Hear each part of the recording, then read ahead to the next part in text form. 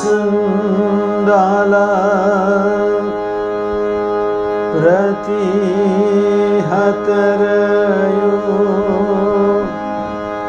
यस्य प्रेम प्रवाहो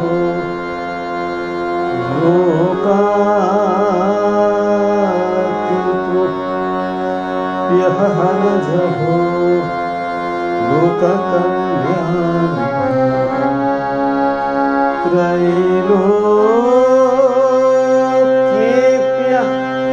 प्रतिममहिमा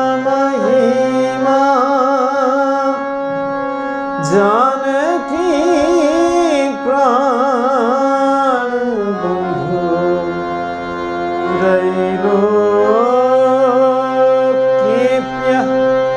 प्रतिममहिमा जानकी प्राणबन्धो भक्त्या ज्ञानमृतभरवपु श्रितया भक्त्या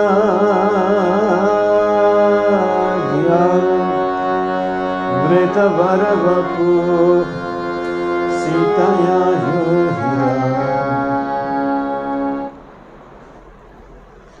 सबसे पहले भगवान श्री रामकृष्ण देव, माता शारदा देवी, स्वामी विवेकानंद और भगवान श्री रामचंद्र के चरणों में प्रणाम निवेदन करता हूँ।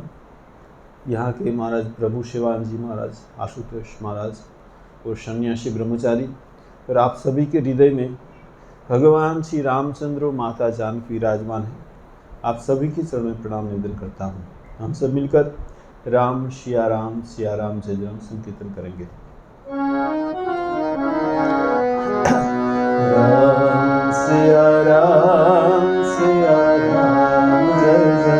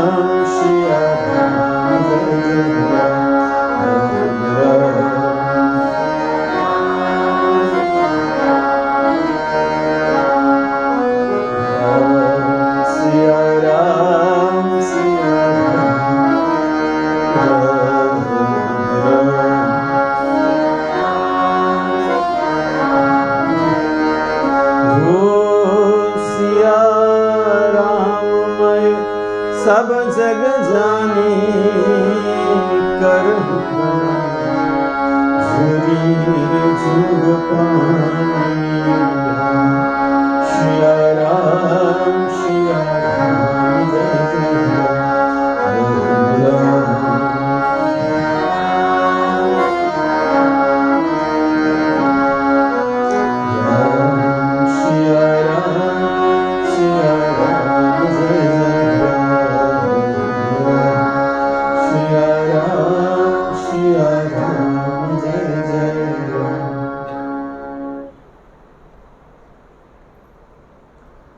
मेरा परम सौभाग्य है कि मुझे यहाँ भगवान की कथा बोलने का मौका मिला है। और अहमदाबाद में मैं बिना बुलाया आता हूँ, ठीक है ना, क्योंकि यहाँ से मुझे कल हम लोग बिलासपुर जाने वाले हैं, तो यहाँ तो आना ही पड़ता है, फ्लाइट यहाँ से होती है, तो मुझे भी मौका मिल गया। तो अभी पवित्र श्रावण महीना चल रहा है।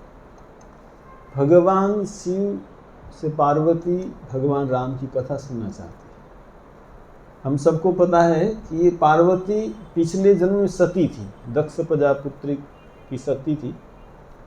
पर जब उसने राम का दर्शन किया त्रेता युग में, तो उसको संदेह हुआ कि राम भगवान है कि नहीं, क्योंकि भगवान राम सीता के लिए रो रहे थे और वृक्ष लता को पूछ रहे थे कि तूने क्या मेरे सीता को देखा है। और उस समय भगवान शिव उसको प्रणाम करके कह रहे सचिदानंद परम धाम। सती ने कहे रो रहे आपके परम धाम सचिदानंद नहीं, वो तो प्रभु है। लेकिन विश्वास नहीं हुआ तो सती ने सीता का रूप धारण करके भगवान राम की परीक्षा की। भगवान राम उसको पहचान गए। अब सीता का रूप धारण किया, इसीलिए भगवान शिव ने उसको त्याग दिया। फिर दक्ष प्रजापति की यज्ञ में युगाग्नि में वो जलकर चली गई। और दूसरे जन्म में जब युगाग्नि में जलने से पहले भगवान राम से प्रार्थना की थी कि मेरा दूसरा जन्म में फिर मैं शिव जी को स्वामी के रूप में पाऊँ, ऐसी तुम कृपा करो। तो हम दूसरे जन्म में देखते हैं वो पार्वती होकर जन्म ग्रहण करती, तपस्या करती है। और कहते हैं कि पार्वती ने इस श्रावण महीने में तपस्या की थी। ये उनका तपस्या का महीना है और उस समय भगवान का नाम करने से अधिक फल मिलता है। तो तपस्या करने के बाद भगवान शिव को उसने पाया। और अब पार्वती पूछ रही है भगवान शिव को, पिछले जन्म में जो मुझे संशय अभी भी है, मैं आपसे राम कथा सुनना चाहती हूँ। जैसे राम कथा सुनने के लिए बोला, भगवान शिव की आंखों में से आंसू निकलने लगे। धन्य धन्य गिरिराज कुमारी, तुम समान नहीं को उपकारी। पूछे रघुपति कथा प्रसंगा, सकल लोक जग पावनी गंगा। भगवान शिव कहते धन्य धन्य गिरिराज कुमारी, हे पार्वती तुम धन्य हो, क्योंकि तुमने राम कथा पूछी है। ये जो राम कथा कैसी है, सकल लोक जग पावनी गंगा। जो भगवान राम कथा सुने को पवित्र हो जाएंगे सब लोग। और आप देखिए यहाँ के गिरिराज कुमारी, गंगा हिमालय से निकलती है और पार्वती राम कथा को निकालती है। कहाँ से? भगवान शिव के मस्तक से। रची महेश निज मानस राखा, पाए समो शिवासन भाखा। गंगा भी भगवान शिव की जटा से निकलती है, तो राम कथा भी उनके मस्तक से निकलती है, ठीक है ना। राम कथा मंदाकिनी, राम कथा सुनने से पवित्र, जैसे गंगा में स्नान करने से पवित्र होते, राम कथा सुनने से पवित्र होते। और यहाँ शिव जी ने राम कथा सुनाई। वो राम कथा सुनाते सुनाते कहने लगे देखो मैं तो अपनी चोरी की बात बताता हूँ। क्या? जब भगवान राम का जन्म हुआ और एक कहूनी जे चोरी, सुनु गिरि जाति दृढ़मति तोरी। काग पुषंडी श्रंगम दो, मनुज रूप जान ही नहीं को। हे पार्वती मैं तुमको चोरी कथा कहता हूँ। मैं कागभूषणी के साथ गया था भगवान राम का दर्शन करने के लिए, तुमको बोला नहीं, ठीक है। राम कथा सुनने के बाद पार्वती कहती मुझे कागभूषणी कथा सुनाइए। आपने कहा कि कागभूषणी गरुड़ जी को कथा सुनाई थी। तो गरुड़ जी तो भगवान विष्णु के वाहन है, उनको कथा सुनाई, वो तो ज्ञानी परम ज्ञानी, उसने कौवा के पास कथा सुनी, क्या बात है, आप मुझे बताइए। तो भगवान शिव ने कहा, देखो जब राम रावण का युद्ध हो रहा था तो मेघनाथ ने राम लक्ष्मण को नागपाश में बद्ध कर दिया। तो नारद जी ने गरुड़ जी को भेजा कि तुम जाके नागपाश से मुक्त करो। तो गरुड़ जी ने भगवान राम को नागपाश से मुक्त किया, लेकिन गरुड़ जी मन ही मन सोच रहे हैं कि भवबंधन ते छूट ही, लोग भवबंधन ते छूट जाते जिनका नाम करके खरब निशाचर बांधती हूँ, उसको एक राक्षस ने बांध दिया। वो अपने बंधन से छूट नहीं पा रहे, वो भवबंधन से कैसे मुक्त करेंगे दूसरे को। गरुड़ जी को एक प्रश्न हुआ, उसने मुक्त तो कर दिया, भगवान को बंधन से मुक्त, लेकिन वो अपने आप बंधन में पड़ गए संशय के बंधन। तो नारद जी के पास गरुड़ जी कि मुझे संशय हुआ है, राम सचमुच क्या ईश्वर है क्या, अपने आप मुक्त नहीं कर सकते, अब मुझे जाना पड़ा। तो नारद मुनि हंसने लगे कि तुम ब्रह्मा जी के पास जाओ। ब्रह्मा जी के पास गए तो ब्रह्मा जी ने कहा, एक काम करो, तुम शिव जी के पास जाओ, क्योंकि शिव राम राम करते हैं, उनके इष्ट देव, तुम राम शिव जी के पास गए। तो शिव जी ने सोचा कि देखो ये इनके मन में जो ये संशय उत्पन्न हुआ है भगवान की कृपा से हुआ। तो ये पक्षी की भाषा पक्षी अच्छी तरह समझ सकते हैं, तुम कागभूषणी के पास जा, क्योंकि देखिए ये गरुड़ जी पक्षी का राजा है और कौवा सबसे नीचे जाति का पक्षी है। तो राजा एक ऐसे पक्षी के पास कथा सुनने के लिए जाएंगे, ठीक है, ये तो जो अहंकार होगा तो नहीं जा पाएंगे। तो कहते कि जैसे गरुड़ जी उनके आश्रम में गए, जाने के साथ साथ उसका संशय मिल गया। ये कागभूषणी का आश्रम का प्रभाव था। भगवान राम ने उसको वरदान दिया था, तुम्हारे आश्रम में एक योजन तक माया यहाँ अंदर नहीं आ पाएगी, स्पर्श नहीं कर पाएगी। यहाँ कोई भी आएगा ना, माया मोह सब संशय मुक्त हो जाएगा। देखिए जब ब्रह्मा जी बेलू मठ में रहते थे तो उनके जो स्मृति कथा में कि जो भी बेलूर मठ में आते थे उसको पता लग जाता था ब्रह्मा जी बेलूर मठ में। आप सोचिए, इतना कहते हैं कि एटमॉस्फेयर ऐसा हो जाता था, ब्रह्मा जी के पास जाकर कोई बुरे विचार नहीं कर सकते थे। एक भक्त ने देखा कि नहीं, मैं यहाँ आके बुरा विचार करूँगा, वो सोच लिया, और जब आके वो बहुत प्रयत्न करता है कुछ बुरा बुरा सोचूं, लेकिन एक भी बुरा विचार उनके मन में प्रवेश नहीं करे। आप सोचिए, ब्रह्मा जी समझ गए, उसने देखा कि यहाँ तुम नहीं कर पाओगे। देखिए ये जो महापुरुष होते हैं उनमें ऐसी आध्यात्मिक शक्ति होती है। यहाँ भी कहते हैं कि जैसे उसने प्रवेश किया उनका संशय मिल गया।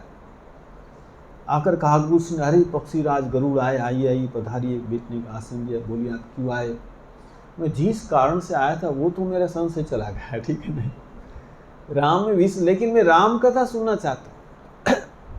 कागभूषण ने राम कथा सुनाई। राम कथा सुनने के बाद उसने कहा कि देखिए मुझे मोह भ्रम हुआ था, अच्छा ही हुआ क्योंकि मुझे राम कथा सुनने को मिली। कागभूषण ने कहा कि देखिए ये भगवान की इच्छा से मोह भ्रम होता है, मुझे भी मोह हो गया था। कागभूषण ने कहा जब भगवान राम का जन्म हर त्रेता युग में होता है, अयोध्या में मैं कौवा होकर उनसे खेलता, और वो जो बाल लीला है ना, मेरे इष्ट देव कौन है, मेरे इष्ट बालक राम है, वो सब खेलता हूँ। एक बार क्या हुआ, वो मालपुआ खा रहे, मुझे दिखा रहे और दे नहीं रहे, फिर छोटे बच्चे की माफी देने भाग जाते, फिर आते दिखाते भाग जाते। तो तब मुझे लगा ये तो भगवान नहीं हो सकते हैं, ऐसे छोटे बच्चे के मालपुआ के प्रति इतनी आसक्ति, मुझे दे नहीं रहे, ठीक है, झूठन नहीं दे रहे। मुझे संदेह हुआ, मैंने सोचा है भगवान ने, ऐसा सोचकर मैं उड़ने लगा। जैसे उड़ने लगा भगवान ने ऐसे हाथ किया, वैसे मुझे भगवान की कृपा से मैं किसी भी लोक में जा सकता था। मैं ब्रह्मलोक में चला गया, वहां भी देखा भगवान का हाथ मेरे पीछे, दो आंगुल का अंतर है। फिर मैंने देखा यहाँ तक भगवान राम का हाथ क्या होते, आंख बंद किया और मैं अयोध्या में आ गया। भगवान हंसे, मैं मुख में चला गया, मुंह में देखा पूरा ब्रह्मांड, वहाँ सब कुछ है, पर्वत नदी समुद्र ब्रह्मा विष्णु सब कुछ है वहाँ। मैं वहाँ भी अयोध्या, वहाँ भी मेरा भी हिमालय में जो आश्रम है, मैं 100 कल्प तक रहा वहाँ। फिर एक बार फिर भगवान राम से लीला कर रहा था, मैं सोचा अरे क्या होगा कि, तब भगवान वहाँ से मैं फिर बाहर आ गया। तो भगवान राम के चरणों में गिर गया कि प्रभु मेरे मोह हो गया था भगवान है कि नहीं। भगवान ने मुझे आशीर्वाद दिया कि देखो तुम जो भी मेरे पास मांगो, रिद्धि सिद्धि, तुमको ज्ञान वैराग्य क्या चाहिए, मैं तुमको सब देना चाहता हूँ। काबूस ने देखा कि भगवान सब कुछ देना चाहते, भक्ति देना नहीं चाहते, क्या बात है। तो प्रभु आपके चरणों में शुद्धा भक्ति दो। देखिए सबसे बड़ी बात है शुद्धा भक्ति। भगवान श्री रामकृष्ण देव वचनामृत में बार बार कहते हैं, मुझे देह सुख नहीं चाहिए, मुझे मानियस नहीं चाहिए, मुझे रिद्धि सिद्धि नहीं चाहिए। माँ तुम्हारी भुवन मोहिनी जो माया में मुझे मुग्ध मत करो, मुझे तुम्हारे चरणों में शुद्धा भक्ति दो। शुद्धा भक्ति का मतलब होता है भगवान के सिवा और कुछ नहीं चाहना, वो शुद्धा भक्ति। देखिए ज़्यादातर क्या होता है पता है, हमको शुद्धा भक्ति, हम छोटे तब से हम माता पिता सिखाते, मंदिर में जाओ, भगवान को प्रार्थना करो, परीक्षा अच्छी हो जाए, ठीक है, प्रार्थना करो, अच्छा हो जाओ, ठीक है, डायो થઈ જાય, ठीक है। આપણે નાના હોય ને ત્યારથી ભગવાન પાસે માગવાનું શીખવાડે આપણે, ठीक है, ભગવાનની પાસે માગવાનું। આપણે ભગવાનની પાસે ખરેખર આપણે सचमुच, हम कितने लोग कहते भगवान तुम्हारे सिवा मुझे कुछ नहीं चाहिए, मेरे घर में कुछ अच्छा हो जाए, मेरा पति अच्छा हो जाए, पत्नी अच्छा, लड़का अच्छा, शादी हो जाए। जब हमारे मन में बहुत वासना रहती है, शुद्धा भक्ति का मतलब होता है भगवान के सिवा और कुछ नहीं चाहिए। जब काबूस ने देखा भगवान ज्ञान वैराग्य की बात करे लेकिन भक्ति की बात नहीं करे, तो प्रभु मुझे शुद्धा भक्ति दो। भगवान हंसने लगे कि देखो काबूसन जी, बात यह है कि जितने भी जीव है ना, उसमें मनुष्य मुझे सबसे प्रिय है। ये मेरी माया से जगत उत्पन्न हुआ है, उसमें मनुष्य में सबसे मनुष्य मेरे ज़्यादा प्यार है। और मनुष्य में भी ज्ञानी है, वैरागी योगी है, उसमें भक्त है ना, वो भी बहुत अधिक प्रिय। भगवान कहते हैं ठीक है, मैं तुमको इच्छा मृत्यु का वर देता हूँ, तुम जो भी स्वरूप धारण कर सकते हो। अब गरुड़ जी ने कहा अच्छा आप तो कोई भी स्वरूप धारण कर सकते, भगवान ने आपको वैसा वरदान दिया, तो अब कौवा का रूप क्यों धारण किया? आप तो अच्छा रूप धारण कर सकते हैं। यहाँ कहते तब मधुर वचन बोला कागा। आपने बोली देखिए, यहाँ तुलसीदास जी कहते कि मधुर वचन बोला कागा। कौवा कभी मधुर वचन बोलता है क्या? है कौवा जब बोलता है तो किसी को अच्छा नहीं लगता, लेकिन देखिए राम कथा ऐसी एक है कि कौवा भी मुंह से बोलेगा ना अच्छा लगेगा, ठीक है। राम कथा ऐसी है, कौवा के मुख से आप सुनेंगे तो भी अच्छी लगेगी। यहाँ कहते वक्ता की कोई क्रेडिट नहीं है। राम कथा सुनने में जो आपको आनंद मिल रहा है तो वक्ता की क्रेडिट नहीं है, राम कथा की क्रेडिट है, ठीक है। कौवा भी बोलेगा तो भी अच्छा लगेगा, ठीक है। तो कागभूषण ने कहा देखिए आपको जो ये जानना है कि मैंने कौवा का रूप क्यों धारण किया, आपको बहुत जन्म की बात सुननी पड़ेगी। एक बार क्या हुआ, अयोध्या में मेरा जन्म हुआ, शूद्र जाति में, तब कलयुग चला था। कलयुग में जन्म हुआ और कहते हैं कि कलयुग में अकाल पड़ गया, दुष्काल पड़ गया, खाना पीना नहीं मिला। कलयुग में यहाँ वर्णन है, कलयुग में सब लोग इतने धर्म विहीन हो जाते हैं, धर्म का लोप हो जाता है, दुष्ट लोग का जो है उसका प्राधान्य बढ़ जाता है, हर समय हिंसा अत्याचार अनाचार लगता है। मैं एक दो दिन से ये बांग्लादेश की कथा सुनता था ना, हिंदू पर अत्याचार हो रहा है, बहुत दुख हो रहा था। माँ के पास प्रार्थना भी करता था कि देखो वहाँ सबका तुम कल्याण करो, तुम माँ हो। ये कलयुग का वर्णन देखा ना, तो देखा कि ऐसा ही कलयुग में ऐसा ही होगा, ठीक है ना, कलयुग ही ऐसा। यहाँ कहते कलयुग में ये अत्याचार ये सब धीरे धीरे बढ़ेगा। कलयुग में सबसे अच्छा क्या है? यहाँ कहते हैं कलयुग में सबसे अच्छा एक ही बात है कि जो सतयुग, त्रेता युग और जो द्वापर युग, यहाँ कहते कृत युग त्रेता द्वापर पूजा मख अरु जोग, जो गति होई रहे कली हरि नाम ते पावही लो। सतयुग में क्या होता है? सतयुग में कहते कि सब लोग पूजा करते हैं, त्रेता युग में यज्ञ करते हैं, और कहते हैं कि द्वापर युग में योग करते हैं। कलयुग में सिर्फ भगवान का नाम करने से भवसागर पार हो जाए, सिर्फ भगवान का नाम। कलयुग केवल हरि गुण गाहा, गावत नर पावही भव चाहा। कलयुग में फिर भगवान का नाम करने से, कलयुग जोगन यज्ञ न ज्ञाना, एक आधार राम गुण गाना। देखिए भगवान का सिर्फ नाम करने से कलयुग में जो त्रेता युग, द्वापर में और सत्ययुग में जो होता है, वो तप से, पूजा से, योग से, वो कलयुग सिर्फ भगवान का नाम करने से हो जाता है। और यहाँ कहते हैं कि 4 चरण है। एक ये सत्य दया, और सत्य दया, पूजा, और के दान। कलयुग में दान का सबसे ज़्यादा महत्व है, दान करने से ज़्यादा पुण्य होता है।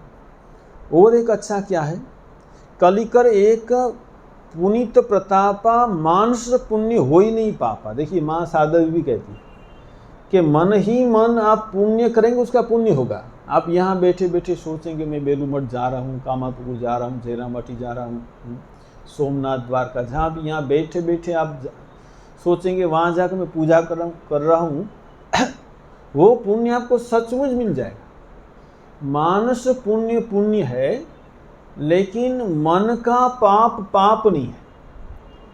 मन में आपको बुरा विचार आ गया, लेकिन क्रिया में रूपांतर नहीं होने तक पाप नहीं लगता। लेकिन बात क्या है, देखिए मन में आने के बाद भी क्रिया में रूपांतरित होता है। हमको प्रयत्न ये करना चाहिए कि मन में भी पाप ना आए। लेकिन यहाँ कहते हैं कि मन का पुण्य पुण्य है, लेकिन मन का पाप पाप। ये कलयुग का सबसे बड़ा बात है। कलयुग समान यहाँ कहते कोई युग नहीं है, जल्दी मुक्ति हो जाती है। भगवान का नाम करने से समस्त पाप नाश हो जाता है। कहते यहाँ तुलसीदास जी कहते हैं, भाव कुभाव अनख आलसु, नाम जपत मंगल दिशि दस हो। अब भाव से करे, कुभाव से करे, क्रोध से करे, जो अलस से करे, जो भी, भगवान का नाम करने से आपको पुण्य मिलेगा ही मिलेगा।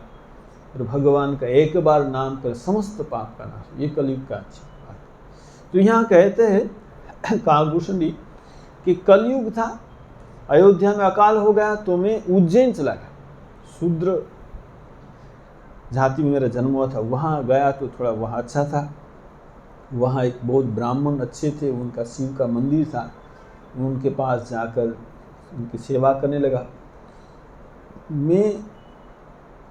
मेरा इष्ट देव शिव था, मैं भगवान शिव को बहुत श्रद्धा करता था, लेकिन दूसरे सब देवता को निंदा करता था। विष्णु की निंदा करता था और सब देवता की निंदा करता। भगवान शिव ठीक है। यहाँ जो गुरु थे उसने मुझे शिव मंत्र से दीक्षा दी और समझाने का प्रयत्न किया। देखो शिव के इष्ट राम है, राम के इष्ट शिव है। जो विष्णु है, ब्रह्मा है, सब लोग, ये जो है शिव है, ब्रह्मा है, सब लोग विष्णु की उपासना करते हैं। और क्या है, भगवान शिव तो हरि के सेवक है।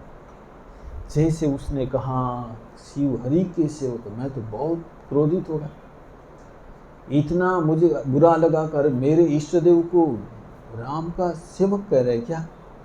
मैंने उनकी बात मानी नहीं, लेकिन मेरे गुरु बहुत अच्छे थे, कुछ बोले नहीं। एक बार क्या हुआ, मैं शिव के मंदिर में बैठा था, नाम जप कर रहा था। मेरे गुरु जी आए, मैंने देखा गुरुजी आ रहे, लेकिन मैं उठकर मैं खड़ा नहीं हुआ, प्रणाम नहीं किया। मेरे गुरुजी ने कुछ नहीं माना। लेकिन शिव जी ये जो मेरी जो ये बात है ना, शिव जी नहीं मान पाए। कहते कि आकाशवाणी हुई मंदिर में, हे मूर्ख, तुम गुरुजी का अपमान कर रहे हैं। गुरुजी आए, तुमको पता है, तुम उठकर खड़ा नहीं हुआ। देखो, मैं तुमको सांप नहीं लूंगा तो वेद मार्ग नष्ट हो जाएगा। भगवान शिव जो गुरु का अपमान करता है, करोड़ों कल्प तक उसको नरक भोगना पड़ता है, और 10,000 बार उसको सर्प और ये पशु पक्षी की योनि में उसको जन्म लेना पड़ता है।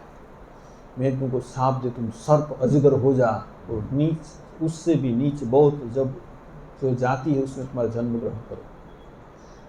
जैसे कहते कि मेरे गुरु जी ने सुना ये शिव की वाणी को, हाहाकार कर दिया। मेरा शिष्य कैसा पतन हो गया। देखिए, दूसरे गुरु होते उसको आनंद होता कि मेरी बात नहीं मानता, अच्छा ही हुआ उसको भगवान ने साथ दे दिया, ठीक है। लेकिन ये गुरु बहुत दयालु थे। उसने सोचा मेरा शिष्य का ऐसा अधपतन होगा, नीच योनि में उसका जन्म लेना पड़ेगा। वो स्तुति करने लगे, बहुत स्तुति की। तो यहाँ भी एक जो श्रावण का महीना है, हम भी शिव की एक स्तुति करेंगे। तो शिव की स्तुति करने से तो भगवान प्रसन्न हो जाते हैं। तो यहाँ गुरुजी स्तुति करे, हम भी एक स्तुति करते हैं।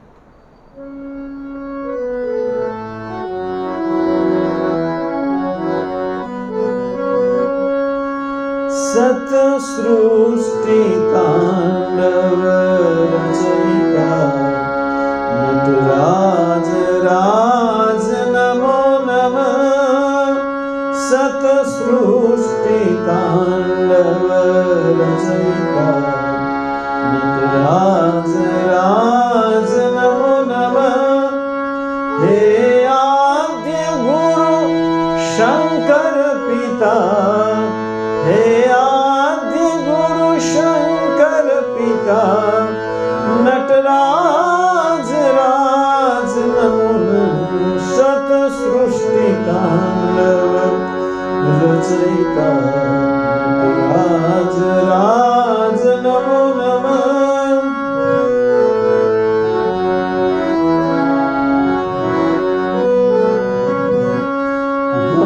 गंभीरनाद मृदंगना, धबके ऊर ब्रह्मांगना। गंभीरनाद मृदंगना, धबके ऊर ब्रह्मांगना। नित होत नाद प्रचंडना, नित होत नाद प्रचंडना। नटराज राज नमो नमः। शत सृष्टि तांडव रचयिता, नटराज राज नमो नमः।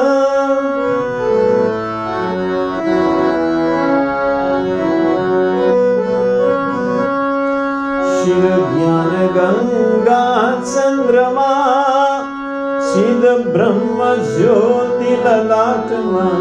शिव ज्ञान गंगा चंद्रमा, सिद्ध ब्रह्म ज्योति ललाटमा।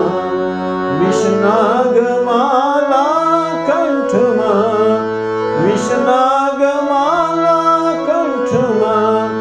नटराज राज नमो नमः। सत सृष्टि तांडव रचयिता, नटराज राज नमो नमः। शत सृष्टि तांडव रचयिता, नटराज राज नमो नमः।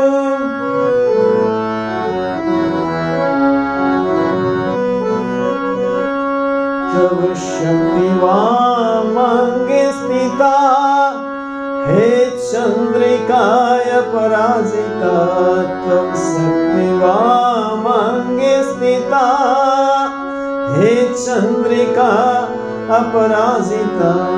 सब वेद गाए बहुवेद गाए संहिता नटराज राज नमो शत सृष्टि तांडव रचयिता राज राज नमो नमः। हे आद्य गुरु शंकर पिता, हे आद्य गुरु शंकर पिता नटराज राज नमो शत सृष्टि तांडव रचयिता नटराज राज नमो नमः।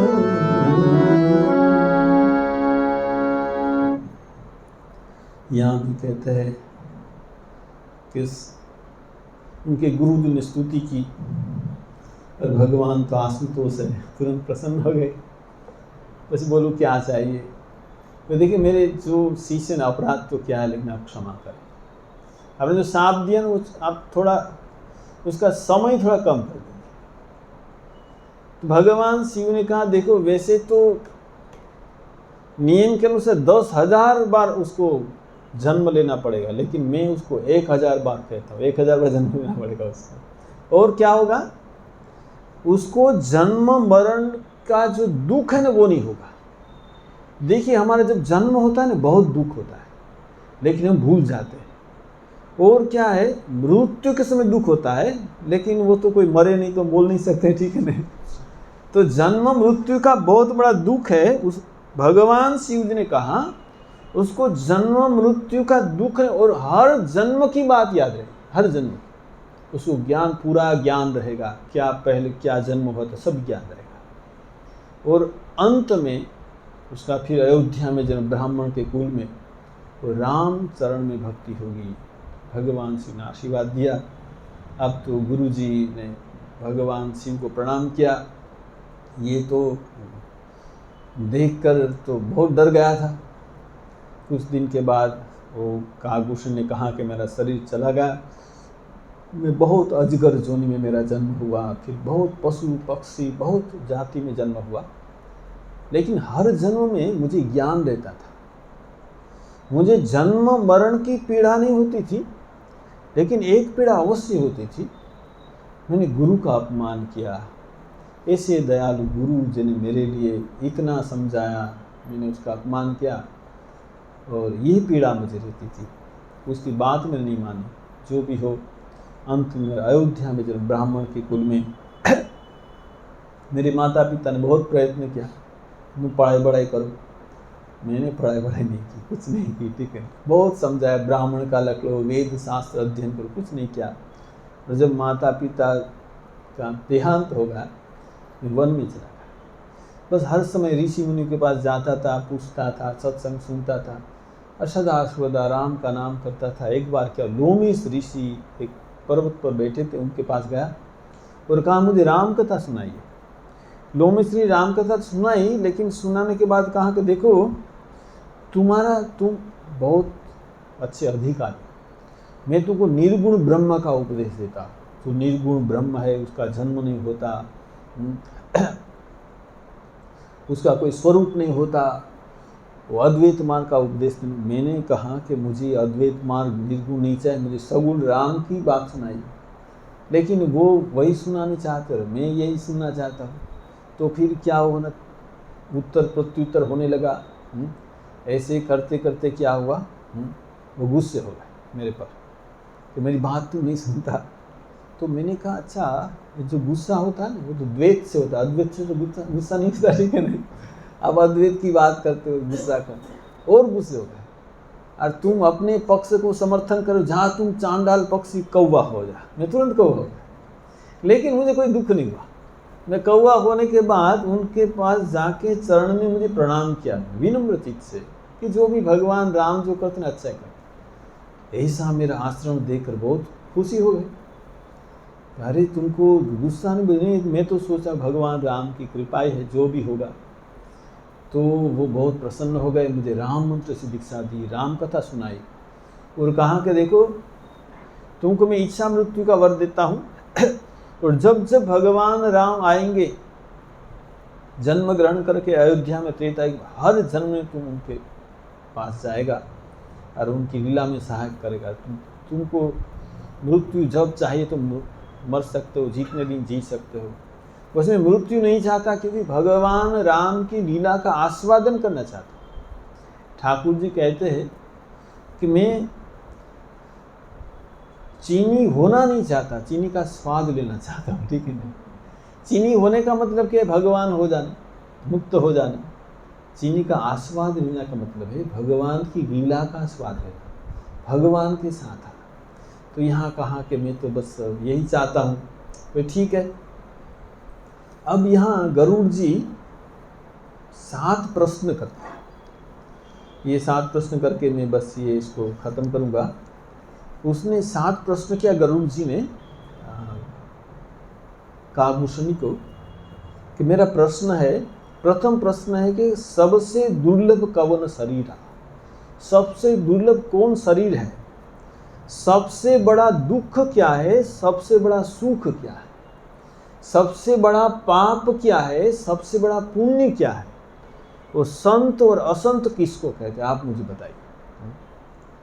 तो गरुड़ कागभूषण कहा ठीक है, नरतन सम नहीं कव नहीं देही जीव चराचर जाचत तेही।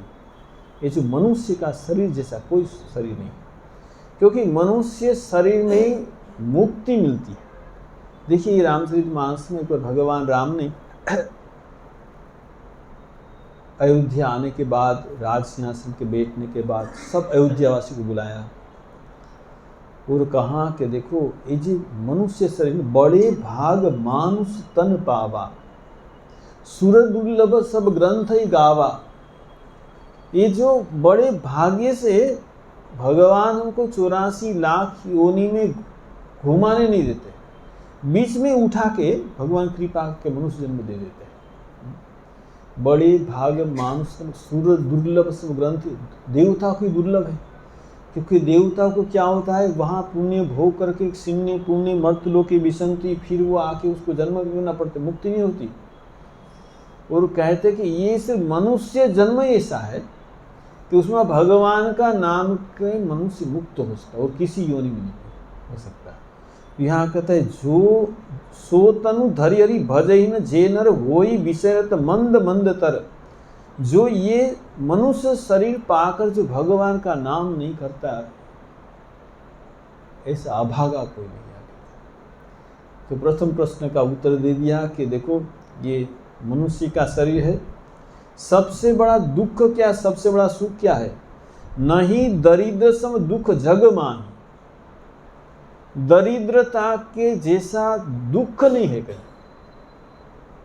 और कहते सुख संत मिलन सब सुख जग ना है। ठीक, संत का मिलन हो जाता है। देखिए माँ को पता है दरिद्रता क्या है। एक भक्त ने माँ को एक चिट्ठी लिखी।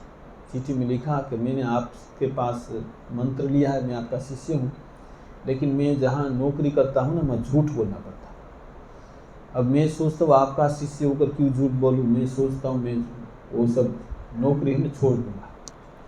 तो माँ का तो कोई सेवक होता था, वो चिट्ठी लिखता था, उत्तर माँ ने कहा नहीं उसको बताओ नौकरी मत छोड़। अरे माँ ये तो अच्छा काम करना चाहता है, झूठ नहीं बोलना चाहते, नौकरी छोड़ा, तो तुमको पता नहीं जो दरिद्रता कितना बड़ा दुख है तुमको पता नहीं। वो जब नौकरी छोड़ देगा, उसकी बीवी बच्चे जब खाना पीना नहीं मिलेगा ना, तो वो चोरी करना शुरू करेगा। तो उसको थोड़ा बहुत झूठ बोलने दो, कोई बात नहीं, ठीक है। देखिए ये दरिद्रता का जैसा कोई दुख नहीं है, तो संत मिलन जैसा सुख नहीं है। और संत क्या होते हैं? संत और असंत का लक्षण क्या है? संत सही दुख पर हित लाभ। संत दुख सहन करता है दूसरे के हित के लिए, और जो असंत है पूरा उल्टा होता है। ठीक है, दुख सहन करता है दूसरों को दुख देने के लिए। ठीक है, संत को दूसरों का दुख देकर उसको कष्ट होता है, दुख होता है। ये जो असंत है वो राजी होता है, ये अच्छा है। ठीक है, तो और कहते हैं कि सबसे बड़ा पाप क्या है, सबसे बड़ा पुण्य क्या है? परम धर्म श्रुति विदित अहिंसा। अहिंसा है ना, किसी की हिंसा नहीं करना, वो सबसे बड़ा धर्म है। और पर निंदा सम अग्न गरीषा, दूसरे की निंदा करना वो सबसे बड़ा पाप है। तो 7 प्रश्न का गरुड़ जी ने उत्तर दिया गरुड़ जी को और गरुड़ जी बहुत आनंदित होकर चले गए अपने वैकुंठ धाम में। तो ये जो काकभूषण जी कहते हैं कि ये जो भगवान का नाम यही सबसे बड़ी बात है। भगवान का नाम पर जितना भी पाप सब नष्ट हो जाता है। तो ये नर तन पाकर हमको भगवान के नाम में रुचि रहे, भगवान का नाम कर सके और हम कल्याण कर सके अपना, यही भगवान के चरण प्रार्थना करता हूँ। हम सब मिलकर श्री राम जय राम संकीर्तन करेंगे। आप सभी मेरे साथ श्री राम जय राम संकीर्तन कीजिए।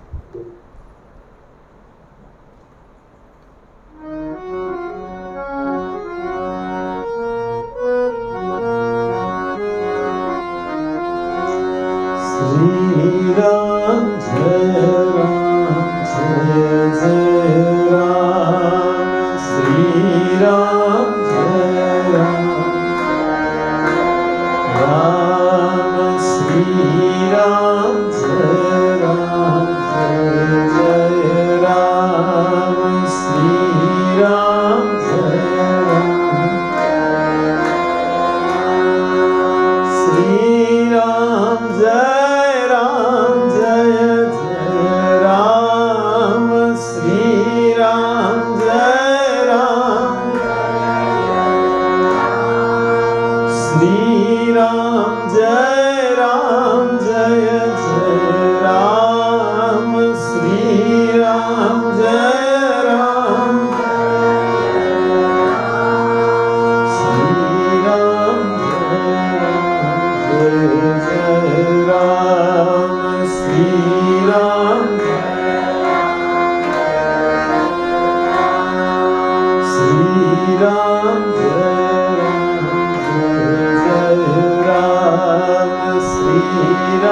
जय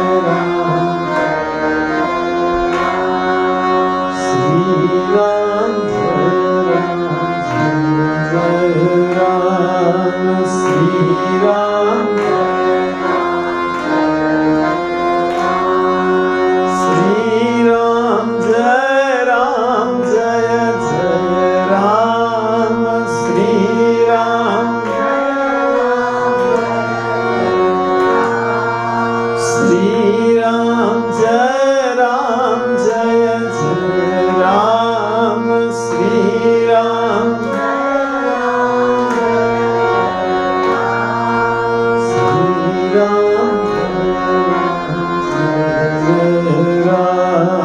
श्री राम